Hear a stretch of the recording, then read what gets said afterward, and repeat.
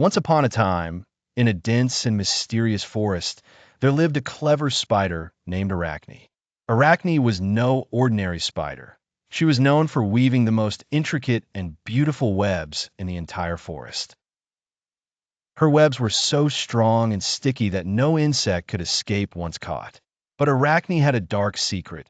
She was proud and arrogant, believing herself to be the greatest weaver in the world. One day, as Arachne was spinning her web, she overheard the other forest creatures talking about a legendary web called the Web of Death. It was said that this web was so powerful that it could trap anything.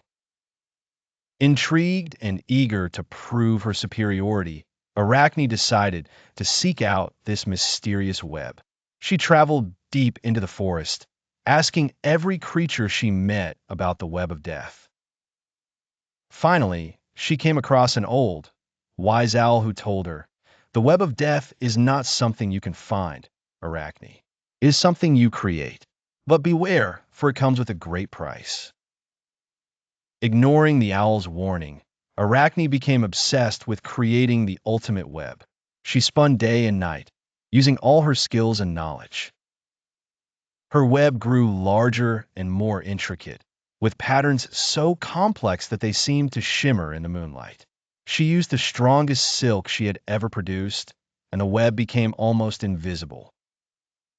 One evening, as Arachne admired her creation, a large moth flew into the web.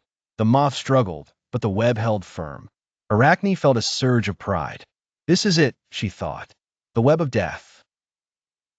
But as the days passed, more and more creatures became trapped in her web. Birds, butterflies, and even small mammals were caught in the sticky strands. Arachne, blinded by her pride, didn't realize the harm she was causing. The forest began to change.